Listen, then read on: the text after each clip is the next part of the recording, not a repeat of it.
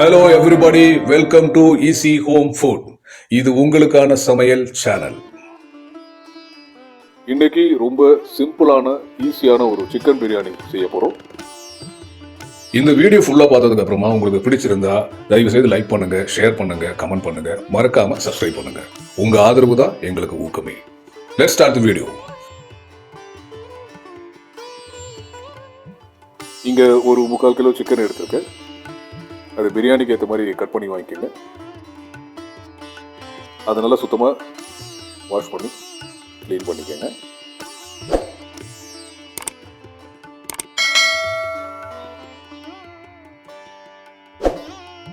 இப்போ சிக்கனில் நல்லா க்ளீன் பண்ணியாச்சு.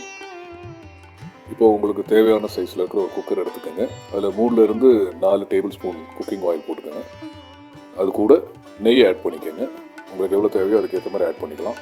நான் இங்கே ஒரு 3 டீஸ்பூன் நெய் ஆட் பண்ணிக்கிறேன். இப்போது பிரியாணிக்கு தேவையான மசாலா எடுத்துக்கலாம். ஒரு 3லேருந்து 4 பிரிஞ்சி இலை, ஒரு 4லேருந்து 5 ஏலக்காய், 2 சின்ன துண்டு பட்டை, ஒரு 4லேருந்து 5 கிராம்பு, ஒரு டீஸ்பூன் சோம்பு, அப்புறம் கொஞ்சமாக கல்பாசி, மராத்தி மோக்கு, ஜாதி பத்திரி, இதோட எல்லாம் சேர்த்து ஒரு 10 பச்சை மிளகா எடுத்துக்கோங்க. இப்போ இது எல்லாத்தையும் நம்ம அந்த எண்ணெயில் போட்டுடலாம். ஃபஸ்ட்டு மசாலா எல்லாம் போட்டுடலாம்.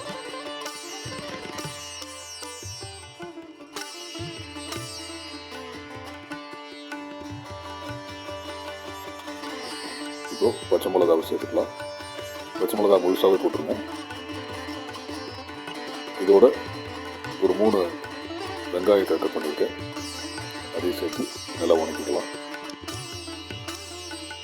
கொஞ்சம் உப்பு சேர்த்துக்கலாம். வெங்காயம் கொஞ்சம் சீக்கிரமாக வணங்கிடும். 2 மீடியம் சைஸ் தக்காளியை கட் பண்ணி சேர்த்துக்கலாம்.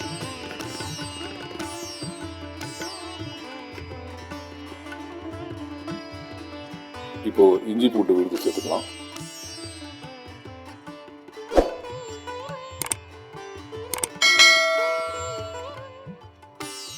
எல்லாத்தையும் நல்லா மிக்ஸ் பண்ணிக்கோங்க.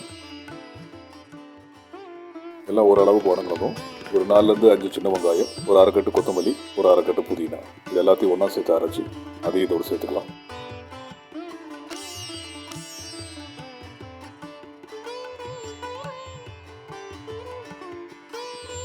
இப்போ கொஞ்சம் பிரியாணி மசாலா சேர்த்துக்கலாம்.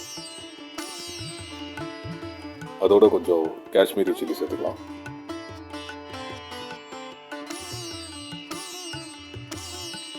இப்போ நம்ம க்ளீன் பண்ணி வச்சிருக்க சிக்கன் அதோட ஆட் பண்ணிக்கலாம்.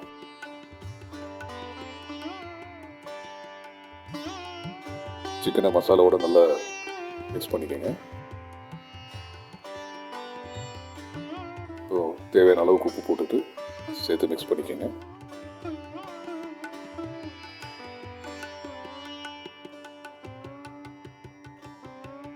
இப்போ தேவையான அளவுக்கு தண்ணி ஊற்றிக்கலாம். பிரியாணி அரிசி எவ்வளோ எடுத்துக்கிறீங்களோ அதுக்கேற்ற மாதிரி தண்ணி ஊற்றிக்கலாம். நான் இங்கே ஒரு 3 கிளாஸ் பாஸ்மதி ரைஸ் தண்ணியில் ஊற போட்டு வச்சுருக்கேன். அதுக்கேற்ற மாதிரி ஒரு 5 கிளாஸ் தண்ணி ஊற்றிக்கலாம். இப்போ நம்ம பாஸ்மதி ரைஸ் க்ளீன் பண்ணி வச்சுருக்கிறத போட்டுடலாம். தேவையான அளவுக்கு உப்பு சேர்த்துக்கலாம். ஒரு எலுமிச்சை பழத்தை இந்த மாதிரி பிரிஞ்சுக்கோங்க. எல்லாத்தையும் நல்லா மிக்ஸ் பண்ணிக்கோங்க.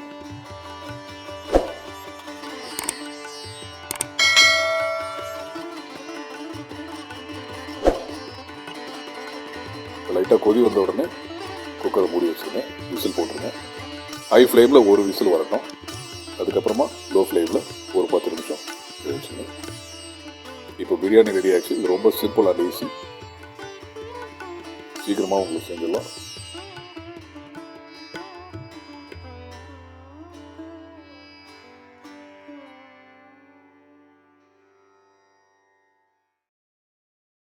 எல்லாரும் இது வீட்டில் செஞ்சு பாருங்கள். எப்படி இருந்ததுன்னு எனக்கு கமெண்ட் பண்ணுங்கள்.